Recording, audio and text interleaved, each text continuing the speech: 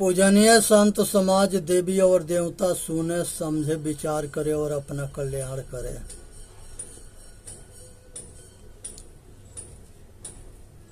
एक जो है ब्रह्मा जी के आश्रम में एक दासी रहती थी।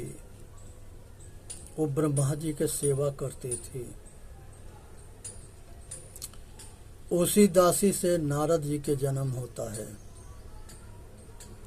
दासी पुत्र नारद जी के जन्म होता है। और नारद जी जो है वो ऋषियों की यहाँ जब उनकी माँ सेवा करती थी ब्रह्मा के या ऋषियों के संतों के, तो उसी जगह ये संतों के प्रभाव में रहने से नारद जी जो है बुद्धिमान हो गए। ऋषियों के इनके ऊपर भी कृपा रहा और धीरे धीरे नारद बाबा बहुत विद्वान हो गए। इनके दिमाग में आया कि हम भी थोड़ा सा पढ़ते, तो इन्होंने सनत कुमार जी के यहाँ गए पढ़ने के लिए। सनत कुमार पूछे कि तुमने क्या क्या पढ़ा है। कहे कि 4 वेद पढ़े हैं, 6 शास्त्र पढ़े हैं और छंद उपनिषद सब कुछ हम पढ़ लिया है। कहे कि सारे पढ़ाई के जो है कूड़ा में डाल दो, अब जो हम लोग पढ़ाते हैं उसे सुनो। तो नारद जी जो है सनत कुमार से पूछते हैं कि कौन है जिसके जानने से संसार जाना हुआ हो जाता है। हे प्रभु आप हमके बताओ। सनत कुमार जी जो है नारद के जो है बताते हैं कि अनादि पुरुष चेतन आत्मा है। इसको जान लेने के पर संसार के सब कुछ जाना हुआ हो जाता है। चेतन आत्मा जो है यही अनादि पुरुष है। इसको जान लेने पर सब कुछ जाना हुआ हो जाता है। पूछते हैं कि नाम दुनिया में सबके है, तो नाम से बड़ा क्या है। सनत कुमार जी कहते हैं कि शब्द जो है वही नाम के रूप लेता है। बुद्ध, महावीर, कबीर, कृष्ण यही नाम के रूप लेता है। नाम से बड़ा जो है ये मन है। पूछे कि मन से बड़ा क्या है, तो मन से बड़ा संकल्प है। जो आदमी संकल्प करता है वही काम को करता है। संकल्प में निर्णय किया हुआ काम को करता है। तो ये मन जो है जो संकल्प में बैठ जाता है उस काम को करता है। फिर पूछे कि संकल्प से बड़ा क्या है, तो यहाँ शौनक ऋषि बताते हैं कि चित है। जब चित में फिर पूछे कि चित से बड़ा क्या है, कहे कि चित से बड़ा ध्यान है। ध्यान के द्वारा हम अपने आप को जान सकते हैं, अपने स्वरूप को जान सकते हैं, अपने आपा के जान सकते हैं, अपने आपा के एहसास कर सकते हैं, अपने आपा के अनुभूति कर सकते हैं, अपने आपा के आत्म साक्षात्कार कर सकते हैं, अपने आपा के परम शांति और परम स्थिति के दशा को जान सकते हैं। तो ये सबसे बड़ा जो है ध्यान है। पूछे कि ध्यान से बड़ा क्या है, कहे कि ध्यान से बड़ा विज्ञान है। यहाँ विज्ञान जो है आत्मज्ञान को कहा गया है। यहाँ जो है विज्ञान आत्मज्ञान के कहा गया है। पूछे कि जब आदमी जो है आत्मज्ञान होता है तो प्रकृति के या पुरुष के दोनों के अलग अलग ज्ञान हो जाता है और जड़ चेतन के ग्रंथि खुल जाता है और वो तत्वबोध होने से आत्म तत्वबोध होने से वो संतुष्ट हो जाता है। और जब तक ले परा विद्या या अपरा विद्या के पूरा ज्ञान ना होता है तब तक ले ये भटकता रहता है। प्रकृति के या पुरुष के पूरा ज्ञान ना होने की वजह से भटकता है। घड़ा में पानी तब तक घड़ा में पानी कम रहता है तो छलकता है। जब घड़ा में पूरा ज्ञान हो जाता है, पूरा भर जाता है जल, तो वो छलकना बंद हो जाता है। संसार में बकवास वही करता है जो अधूरा ज्ञान रखता है। जिसके पूरा ज्ञान होता है वो बकवास करना बंद कर देता है, वो मौन हो जाता है, वो अपने आप के एहसास करने लगता है, अपना अनुभूति करने लगता है, अपने आप में मस्त रहता है। वो अपने आप में शांत हो जाता है। उसके बाद से जो है पूछे कि विज्ञान से बड़ा क्या है। कहे कि विज्ञान से बड़ा शरीर में बल है। जब शरीर बलवान होता है तो वो सब कुछ कर सकता है, और शरीर में जान ना रहता है तो ये कुछ भी ना कर सके। पूछे कि बल से बड़ा क्या है। कहे कि बल से बड़ा अन्न है। अगर अन्न भोजन ना होगा तो शरीर में जान ना होगा, इसलिए अन्न बड़ा है। उसके बाद से पूछे कि अन्न से बड़ा क्या है। कहे कि जल है। अगर भूख लग गया, प्यास लग गया तो कितनो बलवान होगा वो लाचार विवश मजबूर हो जाएगा। जल के भोजन के आगे घुटना टेक देगा। पूछे कि जल से बड़ा क्या है। अग्नि। शरीर अगर ठंडा पड़ता है तो पता लगा कि शरीर छूट गया। शरीर के चलाने के लिए गर्मी की जरूरत है, तो ये गर्मी भी बहुत बड़ा है, अग्नि। इसे पूछा कि अग्नि से बड़ा क्या है। आकाश। ये जो सूरज है, जो अग्नि के केंद्र है, ये आकाश में स्थिर है और वहीं से सब जगह ताप देता है और सब गर्माहट फैलता है। कहीं कहीं इतने ताप हो जाता है कि सब कुछ जला भी देता है। इसको एक हनुमान जी जाके खा गए। ये इसे गपोल शंख पाखंडियों ने कहानी बना के दुनिया के सामने पेश कर दिया। जो सूरज के नजदीक जाते जाते सब कुछ जल जाता है, इतना दूरी पे वो जलाता है, नजदीक के तो बातें दूर है। फिर उसके बाद से जो है आकाश से बड़ा क्या है, ये प्रश्न जो है नारद जी सनत कुमार जी से कहते हैं। कहे कि स्मृति है। जो मनुष्य के यादगारी स्मृति में रह जाता है, उसी काम उस काम के करने के लिए परिवर्तन करता है और उसी काम को करता है।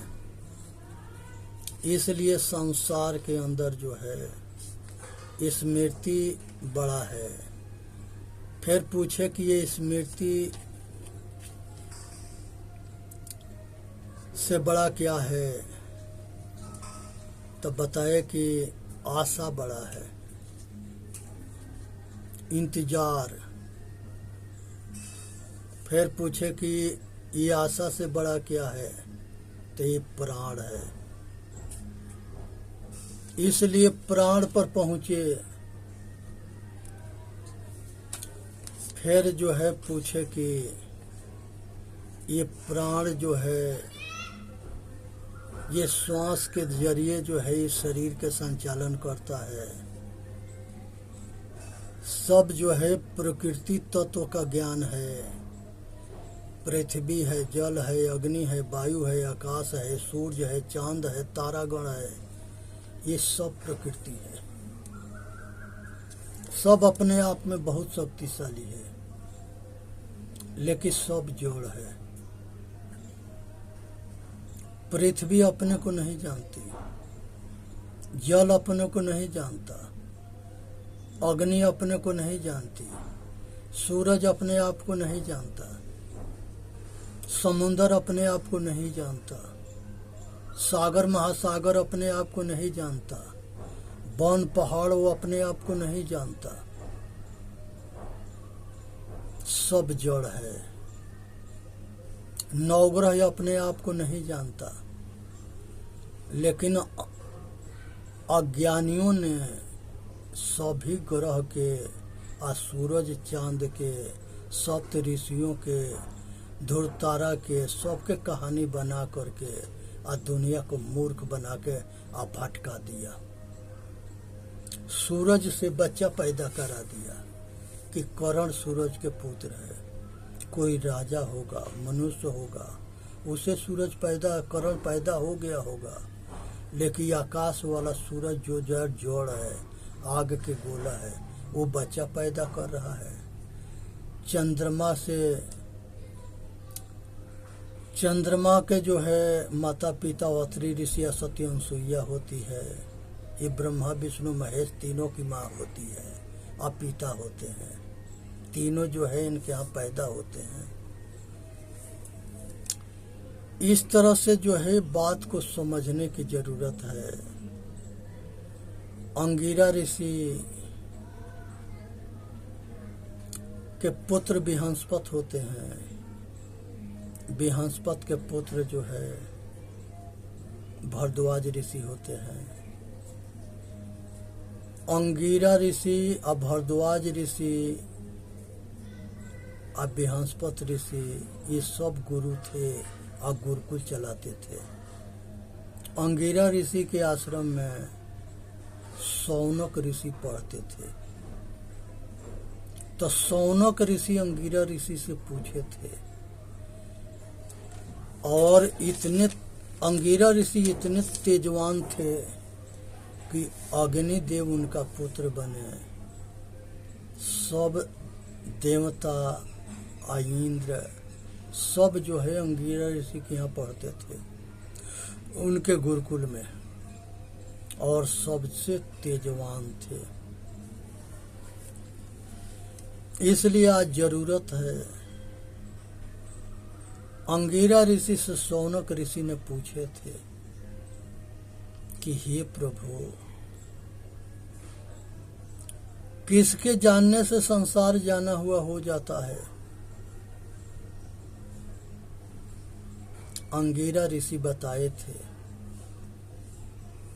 कि चेतन आत्मा को जान लेने के बाद सब कुछ जाना हुआ हो जाता है।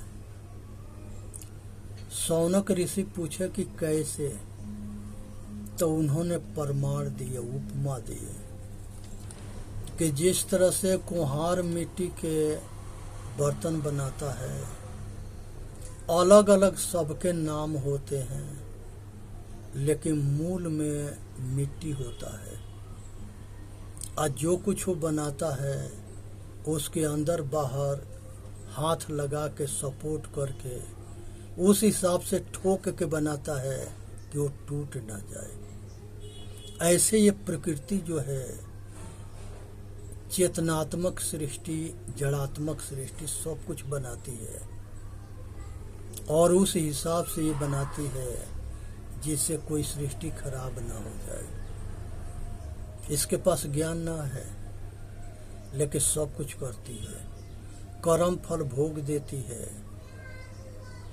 सभी बच्चों के गर्भ में निर्माण करती है। आज इसके जिसके ज्ञान ना होता है वो कहता है कि परमात्मा बैठ के अब बेटा बेटी बनाता है। ये इसके पास जो है समझदारी नाम के कोई चीज़ें ना है। ये समझने की कोशिश ही ना करता है कि तत्व ज्ञान, अयात्म ज्ञान, ब्रह्म ज्ञान, ये तत्व ज्ञान और आत्मज्ञान है क्या चीज़। ज्ञान अगर ठीक से दोनों समझ में आ जाए तो संसार में किसी देवी देवता के या परमात्मा की जरूरत ना है। यह प्रकृति को ब्रह्म कहा गया है और चेतन आत्मा को भी ब्रह्म कहा गया है, माया के भी ब्रह्म कहा गया है, मन को भी ब्रह्म कहा गया है। लेकिन सब निर्णय नहीं कर पाएंगे कि कहाँ पर ब्रह्म जो है माया के लिए कहा गया है, मन के लिए कहा गया है, चेतन के लिए कहा गया है या प्रकृति के लिए कहा गया है। ये निर्णय सब नहीं कर पाएंगे। इसीलिए चतुर्मुख वाणी के ज्ञान होना जरूरी है। बिना चतुर्मुख वाणी के ज्ञान के मनुष्य निर्णय अर्थ के अनर्थ कर देगा। यही हुआ है। कुछ इस्लामी शिक्षा मंत्री हुए, वो सभी ग्रंथ के ओरिजिनल यहाँ से लेके चले गए। आज सभी के जगह पर नकली ग्रंथ बना के रख दिया गया। उसमें 4 वेद भी है, 6 शास्त्र है, 18 पुराण है, 108 उपनिषद है, सब नकली बना के रखे गए। राष्ट्र के देश के जो हीरो थे उनको जीरो बनाया गया, और जो जीरो थे उनको हीरो बनाया गया। जापान और हिंदुस्तान ये दोनों एक साथ गुलाम थे।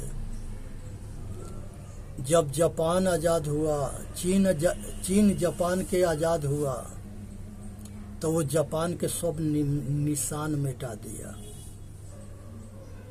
लेकिन अंग्रेजन के हिंदुस्तान गुलाम था। ये आज़ाद हुआ मुगलों के, तब मुगलों के निशान को नहीं मिटाया।